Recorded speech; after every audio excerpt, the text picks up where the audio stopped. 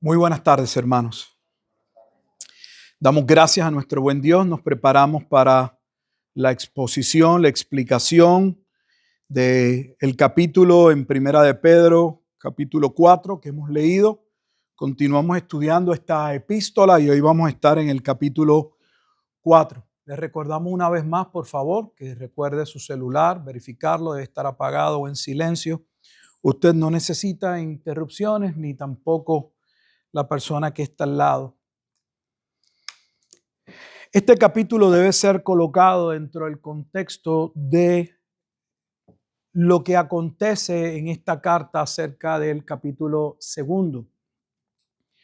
Luego de Pedro haber comenzado exhortando a sus hermanos a continuar hacia adelante en medio de una situación difícil como lo era la persecución que los había llevado a salir de sus hogares, a perder a veces familiares, pertenencias por las que habían luchado por mucho tiempo, y de recordarles que eran amados en Cristo, que sus vidas estaban seguras en Él.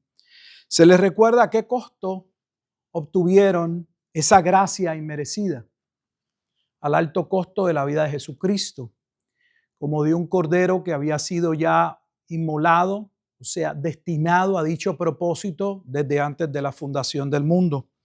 Se pasan a establecer algunos de los testimonios que deben poderse ver en aquellos que han nacido de nuevo. Y uno de ellos, y es el que nos ocupa, es que debe haber un cambio en la vida. Si Dios nos salva ¿de qué? La Escritura muestra que el hombre en su estado caído está muerto. Pero ¿cómo es descrito? ¿Cómo es descrita esa muerte? Es descrita esa muerte como un hombre que no vive conforme a la palabra de Dios, sino que vive conforme a los patrones, a los deseos, no solo del mundo, a sus propias concupiscencias. O sea, él es un esclavo de sus propios deseos. Ese hombre debe alinear su vida debe ir cambiando de acuerdo a la voluntad de Dios en todas las áreas. Y comienza a hablar de la importancia de la obediencia a la ley en términos generales. Habla de la importancia de dar testimonio y de servir y no ver el trabajo como algo, no sé, pecaminoso, sino algo en lo que podemos contribuir. Luego pasó a hablar acerca de la familia, el estado marital, en el capítulo 3. Y allí se asevera el que la mujer que tiene el reto de vivir con un hombre que no es cristiano, debe procurar que lo que irradie, que lo que se evidencie sea el testimonio de una mujer como Sara, que su confianza no estaba en su esposo, su confianza estaba ¿en quién? En el Dios de la Escritura. Se le recuerda al hombre que debe aprender a honrar, a valorar a su esposa. Algo que en el tiempo en el que se escribe la carta no era bien entendido ni aún en aquellos seguidores tal vez de Cristo. Debían aprender a amar a sus esposas y ver cuál era el propósito del estado marital. Luego ese capítulo 3 dice en términos resumidos que si querían disfrutar, que si querían vivir buenos días, debían refrenar su lengua, debían abstenerse de todo tipo de mal, de engaño, y debían buscar la paz y no solo buscarla, sino seguirla y esperar que mientras daban testimonio de Cristo, Dios se encargase de usar ese testimonio para que se abriese la puerta a la comunicación y que entonces debían estar preparados ¿para qué? Para poder presentar defensa con mansedumbre y templanza ante todo aquel que pidiese razón de su esperanza. En otras palabras, que Primera de Pedro, capítulo 3, versículo 15, no es un pasaje para hablar de un ministerio de apologeta, sino que habla de no forzar, como en ocasiones queremos, el evangelio y pretender que la persona entienda lo que no puede entender si no ha nacido de nuevo. Porque en Pedro se nos aclara, se nos muestra que nosotros ahora entendemos lo que no podíamos entender porque Dios obró en nuestro corazón. Pero luego se nos olvida y empezamos a criticar y a juzgar a todo el mundo. Y claro, todos estamos en pecado. Pero ellos no pueden ver lo que usted y yo podemos ver por la gracia de Dios. No significa que no compartamos, que no corrijamos lo que haya que corregir, que no señalemos lo que debe ser señalado, pero que entendamos que hasta que Dios no obre en ese corazón, lamentablemente debemos esperar que un rechazo. Un rechazo. Y de eso se trata el capítulo 4. Pedro va a llamar a sus hermanos a que debían aprender a vivir en medio de la adversidad. ¿Por qué de la adversidad? En un sentido es circunstancial, y cuando digo circunstancial me refiero a que casi todas las epístolas, cuando se estudian, se puede observar, usted puede notar, se puede percatar de que todas atienden alguna situación, varias situaciones, problemas, inquietudes, falsas doctrinas. Y por eso cada carta tiene su aspecto particular. En el contexto histórico en que está Primera de Pedro, a años de la destrucción del segundo templo, donde Jesús ya había advertido de las dificultades, las crisis, los problemas que iban a suceder y que serían muy chocantes para ellos. ¿Por qué? Porque hasta ese momento, si usted recuerda, cuando Jesús manda a sus discípulos a compartir el evangelio, limita la exposición del mensaje al área de Judea. Dice, todavía no vayan a los samaritanos y mucho menos a los gentiles. Y uno esperaría que si están yendo principalmente a sus hermanos que habían recibido la escritura, que desde pequeños escuchaban la escritura, estuviesen prestos, ávidos para recibirla. Pero Jesús les dice que lamentablemente cuando ellos salieran a decir que el reino de los cielos se había acercado, debían saber que muchos no les recibirían, que cerrarían sus puertas. Y a más de eso, serían vituperados, serían enjuiciados. Muchos llegarían a la cárcel y otros darían su vida por aquello que habían amado, que habían creído por la gracia de Dios. Así que Pedro no puede cambiar las circunstancias, pero puede llevar a sus hermanos a tener un entendimiento claro de qué debían hacer en medio de la adversidad. Si usted cree que la iglesia está o el mensaje del evangelio para ver cómo alteramos de manera mágica su circunstancia y lo que necesitamos es tener una palabra de gracia o de fe para declarar al mar, a la tormenta que se calmen, ese tipo de evangelio no es el evangelio que encontramos en la Escritura. No estamos hablando de que Dios no tenga poder y que ciertamente en su ministerio calmó la tempestad en varias ocasiones. Pero cuando estamos hablando de aspectos de la vida, Pedro nos va a decir con toda claridad que Dios espera que en la adversidad hagamos el bien, que en la adversidad demos testimonio, que en la adversidad continuemos ministrando los dones, esa multiforme gracia que Dios nos ha dado. ¿Por qué una multiforme gracia? Porque todos los creyentes no solo han sido salvos por gracia, han recibido gracia en la salvación, lo que los capacita para ser de bendición a la comunidad de fe en la que se encuentran o con los que se congregan. Así que hay al menos 4 puntos en la lectura de estos 19 versículos que me gustaría que pudiéramos considerar. El primer punto se halla en los primeros 4 versículos y es aprendiendo a vivir en la voluntad de Dios. Aprendiendo a vivir en la voluntad de Dios. La voluntad de Dios se ha hecho o se ha constituido por años como algo místico. Estoy buscando la voluntad de Dios. Estoy en ayuno y oración para saber cuál es la voluntad de Dios. Y lo que hay detrás, el entendimiento que se ha comunicado, que ha permeado, que ha sido aceptado, es que, bueno, como si Dios tuviera, hay 7 billones de personas, digamos, en el mundo, hay 7 billones de voluntades. Dios tiene una voluntad para cada alma o cada persona. Eso no es lo que enseña la Escritura. La Escritura enseña que Dios tiene su voluntad, porque es su voluntad la que debe ser acatada, obedecida, la que debe regir. Y somos nosotros, especialmente los creyentes, los que debemos vivir de acuerdo a esa voluntad. Es lo que vemos en la vida de Jesús. Jesús no estaba orando para descubrir cuál era la voluntad del Padre, sino que claramente le decía a sus discípulos: yo hablo lo que oigo hablar al Padre. Yo hago lo que veo hacer al Padre. O sea, que el plan de Dios, lo que Dios establece, era la ruta por la cual Jesús caminaba. De la misma manera, nosotros como creyentes debemos procurar ver en las Sagradas Escrituras, en esa leche espiritual no adulterada, cómo debemos vivir en cada área de la vida. Y la razón por la que esto es tan importante es porque nuestras vidas estaban sumidas en el pecado y en la muerte porque vivíamos contrario a la voluntad de Dios.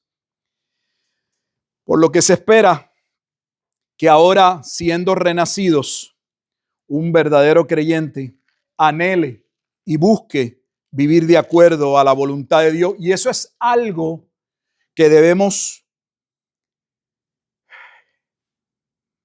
buscar. Véalo conmigo en Efesios capítulo 5.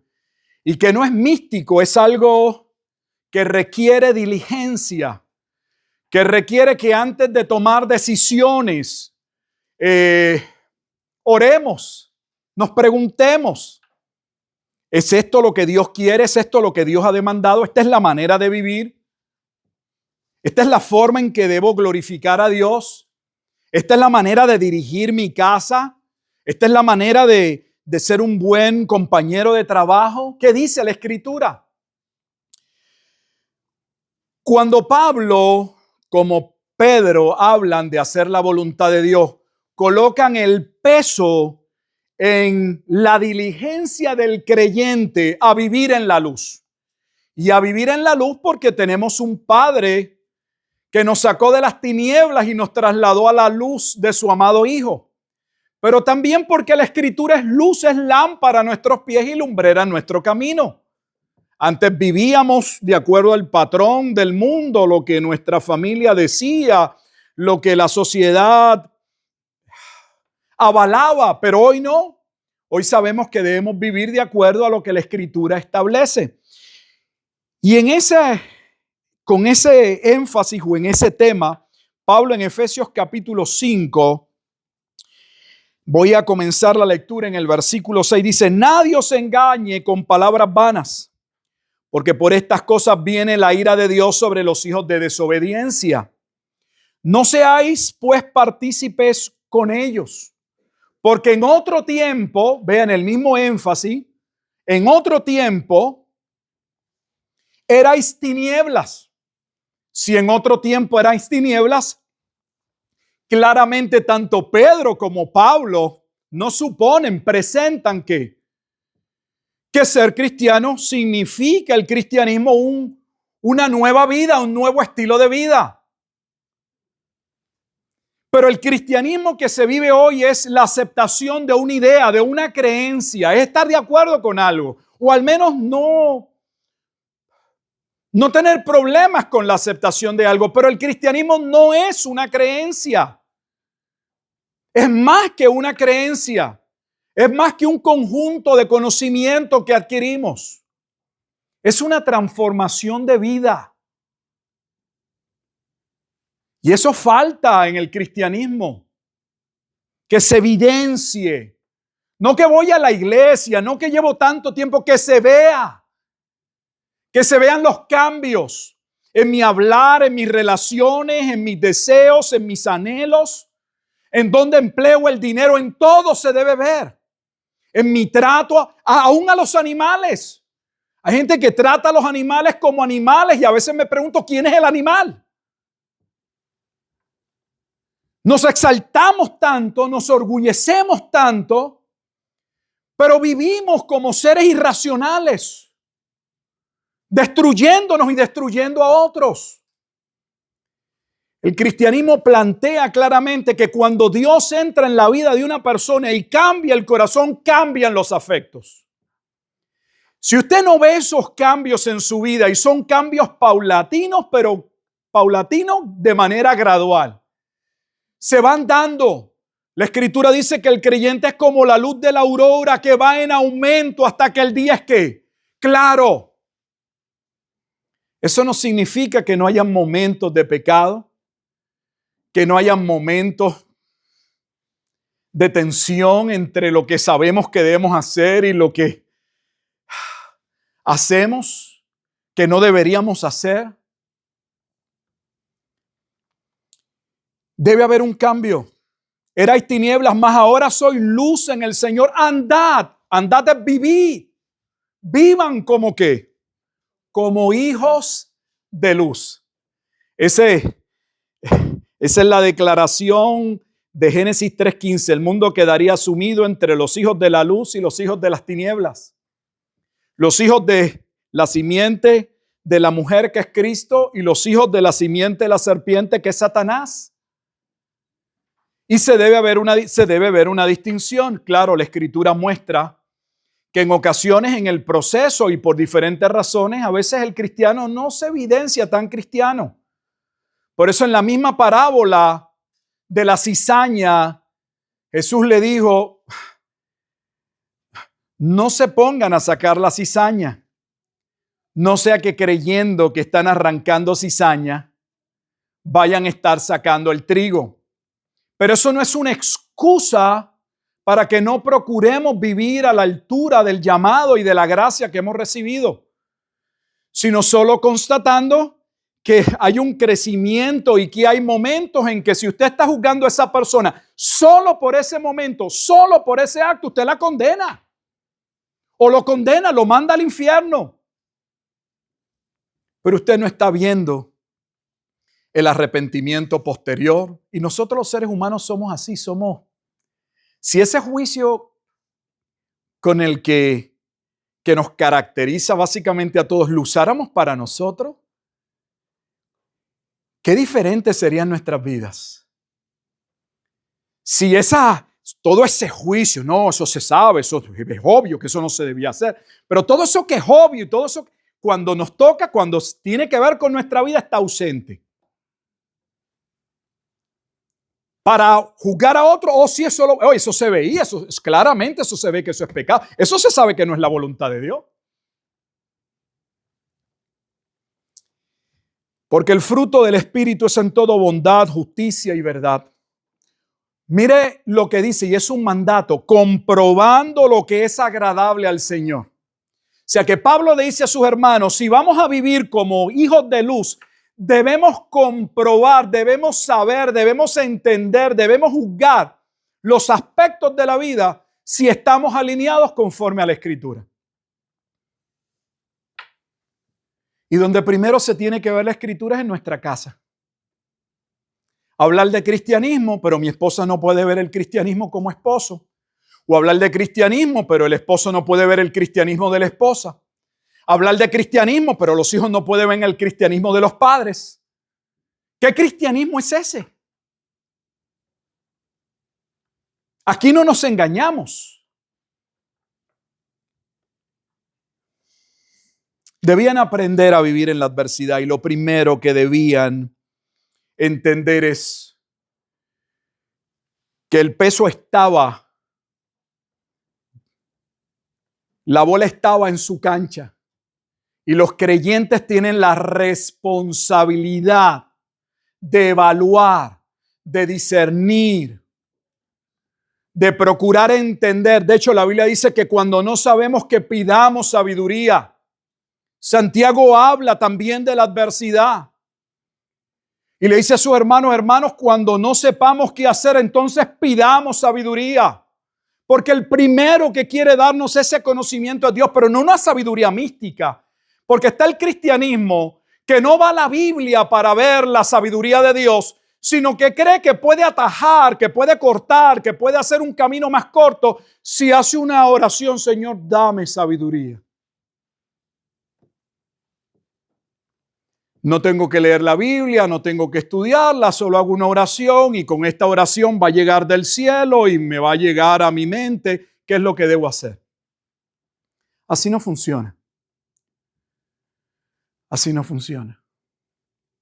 La sabiduría para la vida está aquí. Y no son mis palabras. Esa es la manera en la que Pedro enseña a sus hermanos. Quiero que vean en la segunda carta del apóstol Pedro la afirmación de lo que acabo de señalar. Que lo que nosotros requerimos, necesitamos para vivir conforme a la voluntad de Dios, se nos ha provisto. Esa ruta, ese mapa que establece qué es lo que debemos hacer está en la Escritura. Dios ha puesto su Espíritu en nosotros para iluminarnos, para darnos entendimiento. En segunda carta del apóstol Pedro, capítulo 1, mira lo que dice o cómo lee el versículo 3. Como todas las cosas que pertenecen a la vida, escuche, a la vida y a la piedad, no solamente a los aspectos al aspecto de la vida biológica, de las cosas naturales, sino de la piedad, de la devoción, de nuestra entrega a Dios. Mira lo que dice. Como todas las cosas que pertenecen al ámbito de la vida, la piedad, nos han sido dadas por su divino poder, mediante el conocimiento. Entonces se requiere para vivir una vida siendo luz, para vivir en la voluntad de Dios requerimos conocimiento, pero un conocimiento no que se queda en la mente. No es una idea que acumulamos. Es algo que transforma nuestra manera de ver, de concebir el mundo. De aquel que nos llamó por su gloria y excelencia. Mírelo en el versículo 5. Estamos ahí en segunda de Pedro. Vosotros también poniendo toda diligencia. ¿Quién tiene que ser diligente, Dios o yo? Dios ha hecho su trabajo y el Espíritu Santo está ahí. Pero nos corresponde una parte, y más en los sectores reformados, que todo es por gracia y por gracia o por fe y dejamos las obras a un lado. Vosotros también poniendo toda diligencia por esto mismo, añadid a vuestra fe, a eso que llamamos fe, a ese conocimiento que nos llevó a la salvación en Cristo, dice a la fe virtud. Pero ¿en qué crece? ¿En qué se fortalece? ¿Qué hace que esa fe brille, crezca? Ahí lo dice. Conocimiento. ¿Por qué conocimiento? Porque hay una relación entre fe y conocimiento. De hecho, no existe fe sin conocimiento. Porque la fe incluye por definición conocimiento. Un conocimiento que por gracia podemos ahora ver y entender que nos lleva al arrepentimiento y a la fe. Pero se nos exhorta y se nos dice, ese conocimiento inicial de la vida espiritual, de la piedad, necesita esa fe crecer, fortalecerse. ¿Y en qué se fortalece? En el conocimiento. ¿En el conocimiento de qué? De la palabra de Dios. En el conocimiento de la obra de Cristo. Entonces, si vamos a aprender a afrontar las vicisitudes, las pruebas, necesitamos una fe robusta. Y esa fe robusta no es tampoco una fe que buscamos por medio de una oración. Ay, Señor, fortalece mi fe. Si estamos pidiéndole a Dios que nos ayude a perseverar en la fe, entonces sí. Porque la fe se sostiene, si es bíblica, de conocimiento bíblico. Porque lo que somos llamados a creer y a afirmar y a vivir es lo que está en la palabra de Dios. Entonces no hay una fe bíblica ausente de conocimiento bíblico. Fe no es futurista, una fe positivista. Yo creo que me va a ir bien. Yo declaro que no sé, este año va a ser de bendición para mi vida. No, eso no es fe. Eso es positivismo, eso lo puede decir cualquier persona. Pedro los está preparando porque las cosas se pondrían difíciles.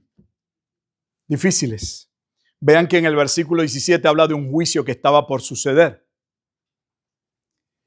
Un juicio que comenzaría por la casa. Un juicio anunciado por Jesús. Vivir la vida cristiana en algunos momentos es más complejo que en otros. Usted puede verlo. ¿Dónde puede verlo? En el propio culto. Estar en el culto, estar en un estudio entre creyentes, es relativamente cómodo y fácil. Todos pueden hablar, todos sabemos, cantamos, no sé, y todo luce muy bondadoso, amigable, ahí Dios está. Pero lo que usted hace cuando sale por esa puerta, lo que hace con el mensaje que escucha, es lo que realmente define qué clase de creyentes somos. Yo estoy convencido que una gran parte de la iglesia solo viene a una misa protestante.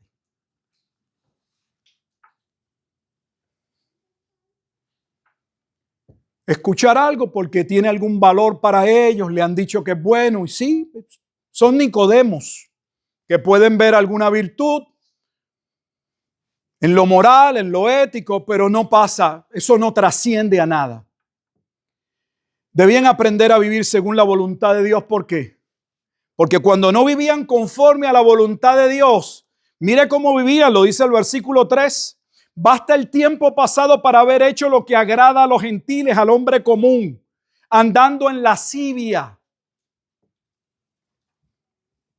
Esa lascivia tiene que ver con toda esa naturaleza pecaminosa y específicamente en el ámbito sexual. Concupiscencias, deseos engañosos, malos pensamientos. Obviamente, contrario a la palabra de Dios. Embriaguez. Orgías. La palabra lo utiliza. Disipación. ¿Qué es eso de disipación? Parrandas. De ahí viene la palabra disipación, dar parrandas. Esas algarabías, esos grupos de vámonos a salir a tomar, a hablar, y abominables idolatrías. Y la idolatría no tiene que ver, según Pedro, con un artefacto meramente, sino la idolatría está constituida por cualquier cosa que tome el lugar que solo Cristo puede tener. Si usted está poniendo su confianza en algo que no es Dios, es idolatría. Y Pedro les dice, cuando nos disponemos a vivir la voluntad de Dios, no va a ser fácil. Mire lo que dice el versículo 4. Esto les parece cosa extraña que vosotros no corráis con ellos. Antes corríamos con ellos, posiblemente íbamos al frente de ellos. Pero ahora se espera que ese hombre, esa mujer que hacía lo que hacía, ya no lo hace. Y cuando usted deja de hacer aquello que usted solía hacer, usted va a ver que los choques comienzan en la casa. Jesús se lo advirtió en Mateo capítulo 10. Vuestros enemigos serán los de la casa. ¿En la casa? Oh, sí. ¿Significa que en las casas cristianas tiene que haber contienda y disensión todo el tiempo? No. Pero va a haber fricción todo el tiempo. Porque si usted de verdad es un padre cristiano y usted sabe que hay cosas que usted no puede permitir en su hogar, usted no le puede dejar a su hijo hacer lo que él quiera, ni puede ver lo que él quiera. Y cuando usted que no tiene que ser cristiano, porque ustedes podrían saber lo que yo estoy diciendo y creo que todo el mundo lo entiende, y trate de corregirlo, ellos no lo van a recibir bien. Si no reciben bien las cosas normales para su bien, como oye muchacho, ve y lávate la boca.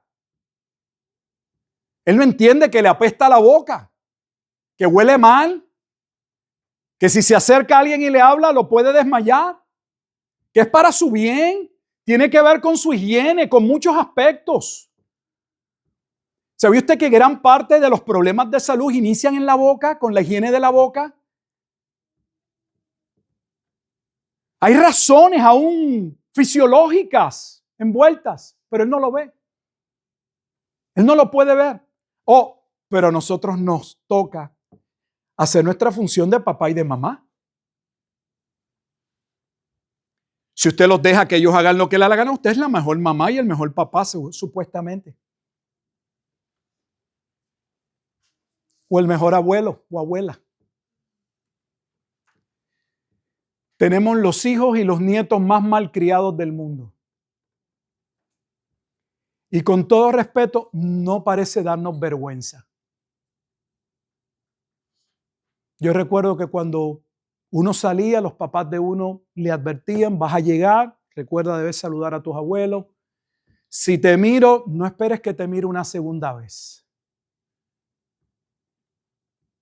Hemos cruzado todas las líneas. Para bien o para mal. Y el problema se lo busca usted porque ese hijo malcriado usted lo va a tener que soportar y le va a dar problemas en su casa. ¿Y sabe qué? Luego ese malcriado o esa malcriada va a ir a fastidiarle la vida a otro. Y ahí no se acaba. Luego ese malcriado se junta con una malcriada y le traen al nietecito. Porque ellos quieren ahora bailar y quieren festear, pero el abuelito y la abuelita están en la casa a ver si se los cuidan. Estamos hablando de la realidad de la vida. El evangelio tiene consecuencias, tiene efectos en el mundo en el que vivimos. Nos debería importar hacer el bien. ¿Por qué? Porque tiene consecuencias positivas. Si todo en la vida, si toda reacción tiene una consecuencia, pues deberíamos procurar hacer lo que es correcto para ver algo bueno en nuestra vida. Pedro le dice, deben aprender a buscar la voluntad de Dios, aunque eso implique que os ultrajen. Que seas menospreciado, que seas llamado, ahí mira, viene el cristianito, papá que se cree el santo, mamá que se cree la santurrona, como si ellos no hubiesen hecho cosas. Yo no predico aquí porque no conozca gran parte de mis pecados.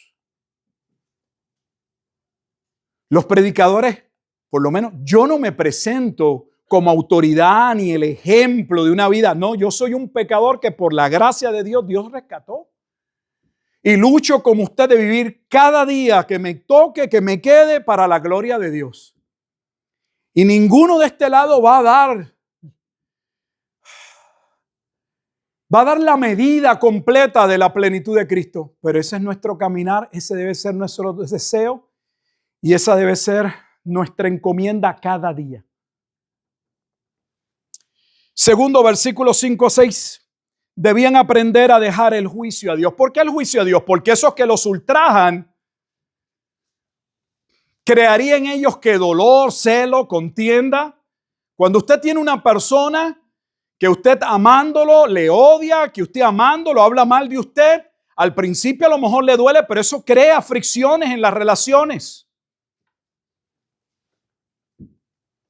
Y podría convertirse esa persona en su enemigo.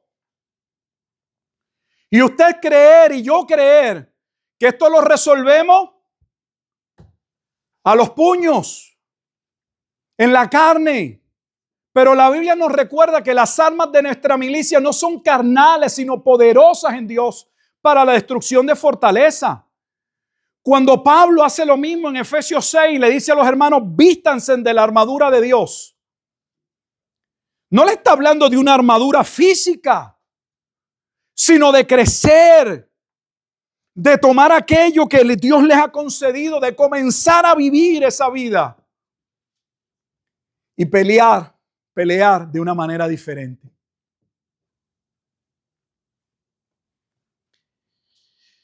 Debemos aprender a dejar el juicio a Dios. Es muy natural que nosotros querramos hacer juicio. Esto lo resuelvo yo. Esto mañana se resuelve. Deja que yo le dé una llamadita. Mañana lo pongo de vuelta y media. La Biblia habla de esa manera porque nos conoce. Dios sabe cómo somos, unos más, otros menos. Entonces Dios nos dice a los creyentes, tenemos que aprender a lidiar con... Mire, eso es un área de debilidad para mí. Yo pienso que si Dios no hubiese salvado, sería un revolucionario. Yo estoy dispuesto a morir por lo que creo. Se me hace muy difícil, hay cosas que yo quisiera resolverlas. Aprender que yo no puedo cambiar las cosas, que yo no soy salvador del mundo, que yo mismo no me pude salvar, solo Dios me pudo salvar. Aprender a poner la otra cara de la mejilla, aprender a esperar, no es fácil para mí, pero es la voluntad de Dios. No estamos diciendo que en ocasiones que usted se tenga que siempre quedar callado, que usted no pueda hablar, no estamos diciendo eso. Pero estamos hablando de esa reacción muy humana, muy natural, muy carnal, de que esto lo resolvemos nosotros. Esos que les perseguían, en el mismo capítulo dice, serían enjuiciados por Dios. Por eso el juicio comenzaría por la casa.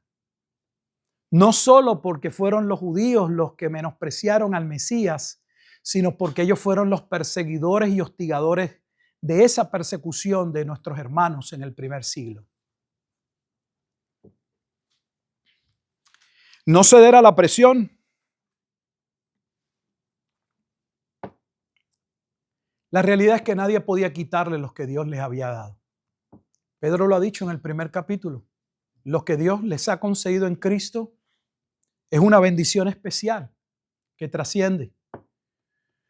A veces es muy difícil como creyentes sentarnos y entender, ok, mi hijo tengo que llamarle la atención, pero por otro lado está perdido. No me puedo desenfocar de que necesito seguir orando por él. Tengo que instruirlo, no destruirlo. Eso es lo que voy. En ocasiones, el amor puede convertirse en odio. Dice, ¿cómo? Sí, usted lo ve. Véalo en las relaciones todo el tiempo. Dos personas que aparente y alegadamente se amaban y luego terminan odiándose de por vida. Cada cual quiere tomar cartas en el asunto y quiere solucionar las cosas. Hermanos, tenemos que aprender a encomendar nuestra causa a Dios. Y que Él nos dé la oportunidad de hablar cuando debemos hablar, de callar cuando debemos callar. A mí se me hace difícil. Porque no estoy predicando de aquí para usted. Porque si usted cree, el pastor se está ahí, nos está allá con el látigo, él saca la ametralladora, se nota que usted no me conoce. Tercero, debían aprender entonces a mantener la calma. Lo vemos de los versículos 7 al 11.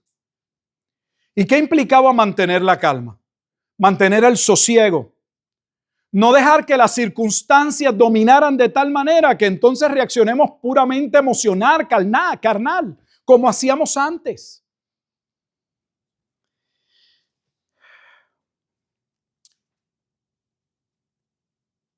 Dice el versículo 8, y ante todo tener entre vosotros ferviente amor, porque el amor cubrirá multitud de pecados.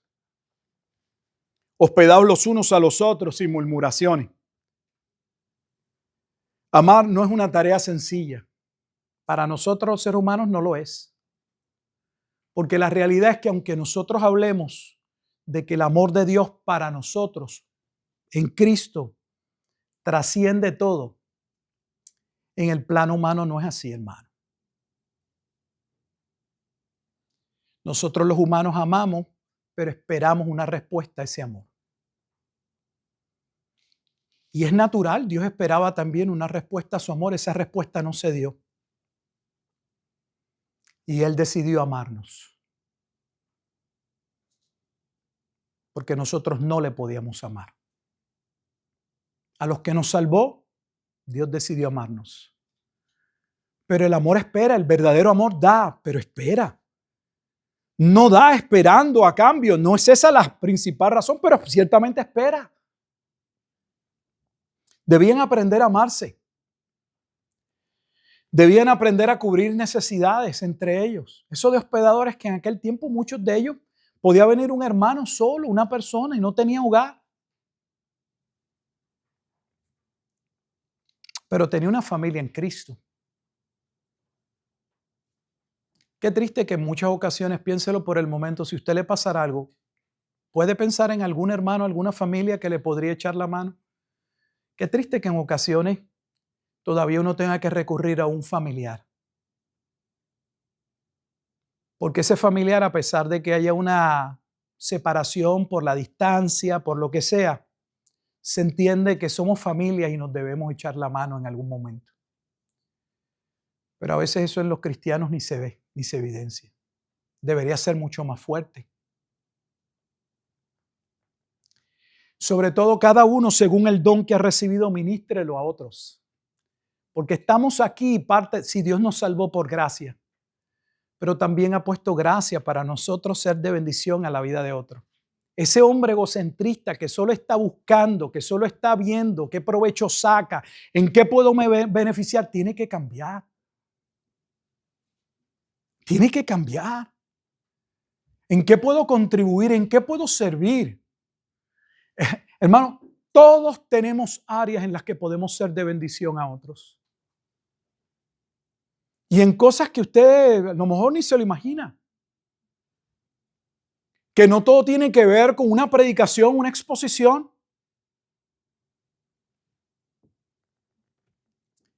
Si alguno habla, hable conforme a las palabras de Dios. Nuestras conversaciones, nuestros temas. Yo he estado en lugares donde la palabra de Dios brilla por su ausencia. Yo no estoy diciendo que uno se levante en un hogar cristiano y todo el día tenga que ser, primera de Pedro 5:1 dice tal cosa. Y según Juan 3:18 dice tal cosa. No estamos hablando de ese tipo de conducta. Pero debe estar la palabra de Dios. Aun cuando no se mencione en los hechos, en los actos, en la razón por la que me levanto a hacer lo que hago por mi familia, por mis hijos. Si alguno ministra, ministre conforme al poder que Dios da. Porque nosotros no tenemos ningún poder ni podemos cambiar a nadie. Hermano, no podemos cambiarnos a nosotros mismos. Todos luchamos con cosas en nuestra vida que quisiéramos que sean diferentes. De hecho, aún en las religiones orientales se reconoce ello. No sé si ustedes conocen la historia y no quiero cambiar de tema, pero por darle un detalle. La historia de Siddhartha Gautama, mejor conocido como Buda. El camino óctuple. ¿Cuáles son los pasos hacia poder vivir una vida? Una vida con sentido, una vida en la que se pueda, según él, tener algún disfrute, plenitud. Debe uno luchar con la realidad en la que vive, con el mundo en el que vive, con las ideas que uno acepta, adopta. Porque todo de alguna manera influye en nosotros, en nuestras decisiones.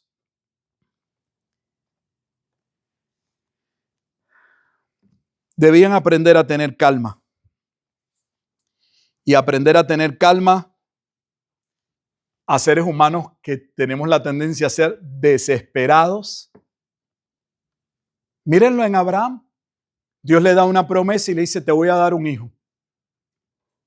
Pero cuando ese hijo no llegó al tiempo que él esperó, él y la mujer concertaron No hay problema. La mujer le dijo, yo te doy una esclava mía y acuéstate con ella y con ella tienes un hijo. Ten ese hijo con esta mujer que yo te doy y lo criamos como un hijo nuestro. Dios había hablado, pero nuestro desespero es tal que lo queremos es ahora.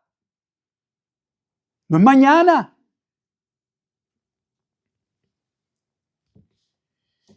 Lo último que Pedro le dice a sus hermanos que debían aprender era gozarse en las tribulaciones. Gozarse en las tribulaciones, ahora sí que eso sí se volvió loca la cosa. Yo puedo entender, pastor, que lo tome con calma, que ore, que encomiende mi causa a Dios, pero que llegue a gozarme en mi tribulación. Sí, si la tribulación es el resultado de estar viviendo conforme a la voluntad de Dios, la Escritura establece que es una bienaventuranza y que deberíamos sentirnos dichosos por estar pasando por esa tribulación. Si la tribulación es el resultado de nuestro pecado, de nuestras ideas alocadas, de nuestras decisiones sin conocimiento, por no prever, por no mirar, por no juzgar, por no evaluar, por no buscar consejo, y tenemos que pasar por una tribulación, pues no deberíamos tener gozo, deberíamos tener dolor y que ese dolor nos lleve al arrepentimiento. No estamos hablando de gozarnos cuando sabemos que la situación que estamos viviendo en el matrimonio, en la familia, en el trabajo, es el resultado de nuestro pecado. No estamos hablando de ello. Estamos hablando cuando uno comienza a vivir y entiende que debe vivir como un hijo de luz. Y usted empieza en su vida cristiana con ese buen deseo, qué bueno que todo va a ser diferente. Si usted cree que es un camino de rosas sin espinas, no funciona. Hay espinas por doquier. Jesús nunca engañó a sus discípulos. Les dijo, en el mundo tendréis aflicción. En el mundo tendréis aflicción. Una de las primeras cartas en términos de la cercanía, luego del ascenso de Jesucristo al cielo.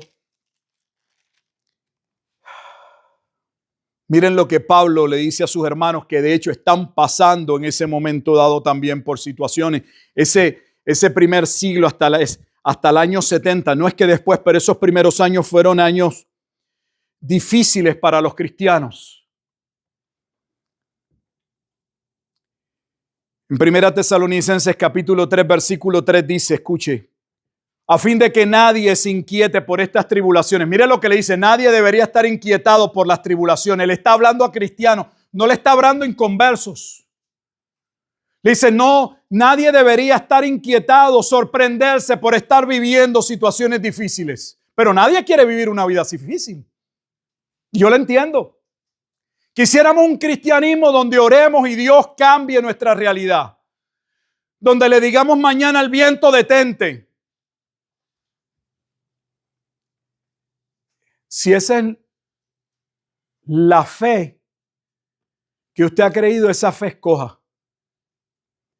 Porque la verdadera fe no solamente ve a Dios obrando, y si Él quiere ahora mismo cambiando de una enfermedad a sanidad, de un problema económico a una mano amiga, a una bendición que se abre, pero también está la parte de la fe donde Dios nos sostiene y va de la mano en nuestra tribulación. Nosotros quisiéramos la primera. Un Dios que hagamos alguna oración, algún acto de penitencia, nos quejemos un buen rato y simple y sencillamente Él actúe, porque le da pena nuestra situación.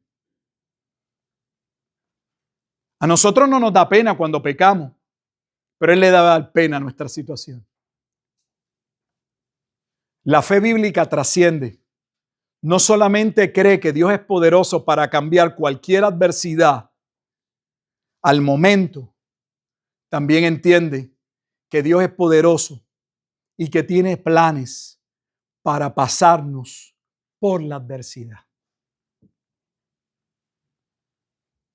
Y Pedro no está engañando a sus hermanos.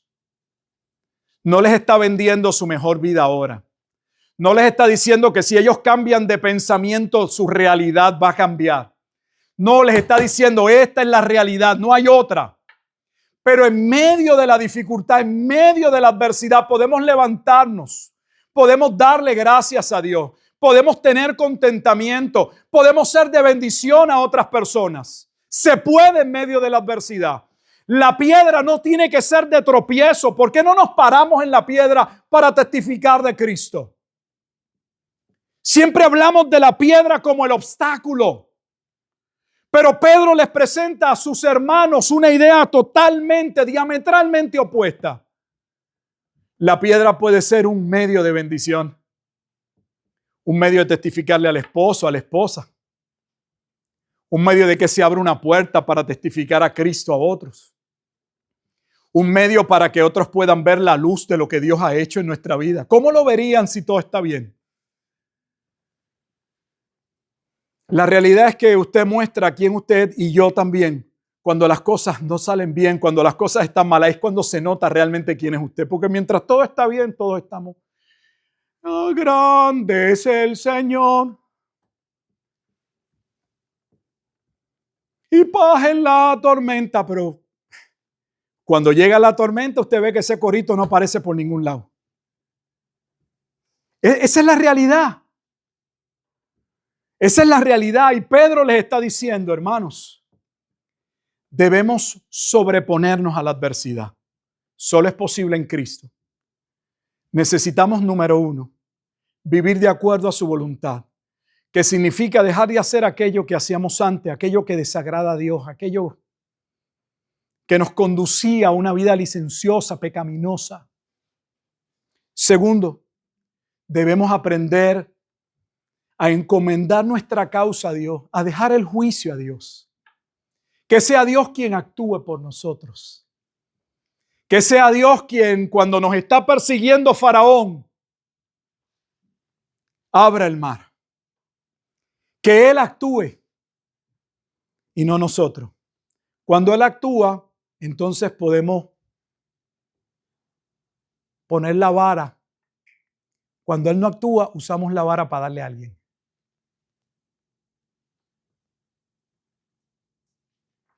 Ese Moisés que puso la vara y se dividió el mar, finalmente no entra a la tierra prometida.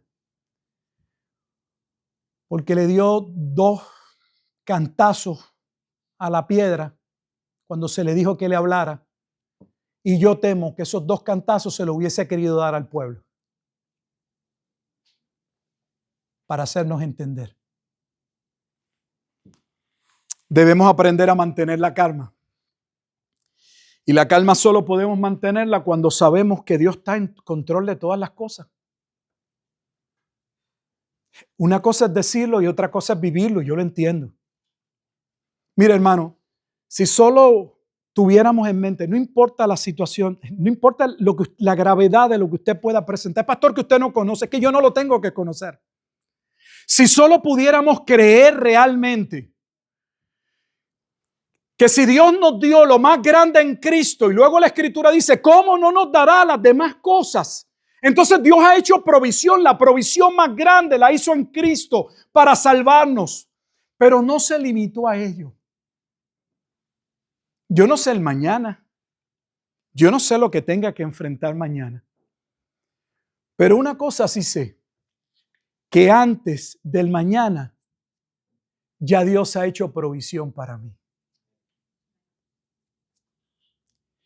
Yo no necesito saber el resultado, porque mi confianza no está en una circunstancia.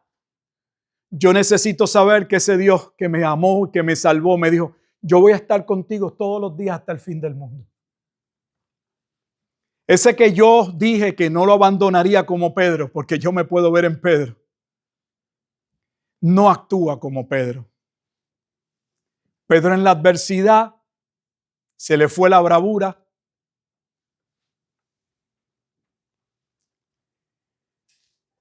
y terminó maldiciendo. Pero Dios no abandona a sus hijos, aunque en ocasiones creemos que sí. Pastor, ¿usted ha tenido momentos que sí? Oh, sí. Momentos en los que yo quisiera que Dios obre, que no entiendo por qué Dios no está obrando. Pero es precisamente esa humanidad nuestra que juzga mal, que no tiene el cuadro completo, que no ve propósito al momento. Y por eso nos turbamos. Cuando uno aprende que todo tiene propósito en Dios y que ese propósito siempre va a redundar en su gloria y en beneficio de aquellos que Él llamó y salvó, Romanos 8:28, uno aprende a descansar. Y hay calma en medio de la tormenta. Hay calma en medio de la tormenta. Yo he tenido muchos momentos en mi vida en que yo he pensado que este es el último día este es el día más oscuro, no puede haber otro. Y qué bueno que me he equivocado siempre. Siempre me he equivocado. No solamente porque había otro día, sino porque luego aprendo que aquello que yo no hubiese querido pasar, era necesario que yo pasara por ello. Cumplió un propósito. Yo no entendí ese propósito en el momento. Me pasa como a Pedro. Señor, no me laves los pies. Pedro, calma. Que lo que yo hago hoy, que eso que tú no entiendes, lo entenderás mañana. Entonces es necesario aprender a confiar en Dios. Y en esa confianza, si estamos haciendo la voluntad de Dios, los versículos 12 al 19 nos llevan a que debemos estar tranquilos. Debemos continuar nuestra rutina y nuestra vida, porque la vida continúa. Mire cómo lo dice en el versículo 11, que procuréis tener tranquilidad. Estoy en primera de Tesalonicenses 4, no di la cita, perdón, versículo 11. Habíamos ido a primera Tesalonicenses capítulo 3 para leerles cómo estaban viviendo en aflicción. Y mire las palabras del apóstol Pablo en primera Tesalonicenses 4:11, y que procuréis tener tranquilidad y ocuparos en vuestros negocios y trabajos con vuestras manos de la manera que hemos mandado. O sea, la vida que continúa. No está bien para un creyente que se desespere, que su desesperanza sea tal que entre en una crisis que no pueda funcionar. Que se declare como un cristiano deprimido, que no puede hacer nada. Eso es pecado. Porque eso significa que no estamos confiando en Dios. Y eso, con todo respeto, no se resuelve con unas pastillas. Es más que una deficiencia neurológica. Es falta de fe. Y la Escritura dice que todo lo que es falta de fe se constituye en pecado. Primera de Pedro, capítulo 4, versículos 1 al 19, nos muestran que debemos aprender a afrontar la adversidad. Necesitamos vivir en la voluntad de Dios porque ello nos aleja de la adversidad. Pero cuando hacer la voluntad de Dios tenga repercusiones, debemos, segundo, aprender a dejar ese juicio a Dios y no tomarlo en nuestras manos. Entonces debemos, tercero, aprender a tener paz en medio de la tormenta. Y eso no es fácil, porque somos como los discípulos. Maestro, levántate que perecemos. Él está en la barca. No negamos que Cristo está en nuestra vida, pero somos como los discípulos. Levántate, ¿no ves la situación? Levántate, haz algo. Y finalmente debemos hallar gozo. Debemos hallar gozo. ¿Gozo en qué? En que a pesar de la dificultad, estemos viviendo la voluntad de Dios. Si la voluntad de Dios así, como muy bien señala Pedro, lo requiere. No estamos diciendo que siempre que uno vive la voluntad de Dios va a ser difícil. Estamos diciendo que en términos generales hacer la voluntad de Dios no solo tiene un costo para nosotros, porque requiere un cambio en nosotros, sino que también tiene un costo frente a la sociedad que no valora, que no entiende la razón de nuestro cambio. Tomamos las cosas en nuestras manos, debemos aprender a confiar en Dios y debemos aprender a darle gracias a Dios en medio de la tormenta. Señor, yo no entiendo por qué estoy pasando lo que estoy pasando, pero te doy gracias. Permítame orar. Bendito Dios y Padre eterno, damos gracias, Padre, por este tiempo de santa convocación en la que nos reunimos como congregación, entendiendo que es un mandamiento, que es un mandato, que lo hacemos no por una imposición, sino con corazón, con buen deseo. Y reconocemos que ese buen deseo no es, Padre Santo, de lo bueno que somos, pues lo bueno que hay en nosotros y lo que continuará abriendo es parte de tu obra en nosotros, de ese cambio, de esa obra gloriosa de la salvación. Te amamos como muy bien Juan lo dice, porque nos amaste primero. Pero damos gracias, oh Dios, que podamos vivir vidas en respuesta a tu bendito amor. Pedimos perdón por nuestra necedad, por nuestra incapacidad de comprender muchas cosas, porque parte de nuestro pecado y nuestra obstinación es creer que podemos manejar la vida, que sabemos cómo hacerla, sabemos cómo manejarla, que nos va a ir bien, que contamos con nuestras capacidades, con amistades, con un buen trabajo, una familia, con algunos recursos económicos. Pero la realidad es que hay múltiples aspectos de la vida donde todo ello puede estar presente y sentirnos solos, vacíos, huecos.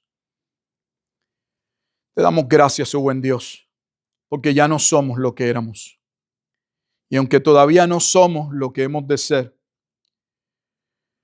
te damos más gracias por poner en nosotros ese deseo de la santidad, por ese deseo de procurar el bien, ese deseo de caminar en luz, de andar en tu voluntad, de encomendarnos a aquel que es justo en todas las cosas, pues nosotros no somos justos siempre. Perdónanos, oh buen Dios, y ayúdanos, Padre Santo, a enfrentar cada uno de nosotros los aspectos de la vida que podamos estar luchando hoy o que mañana pudiéramos estar enfrentando.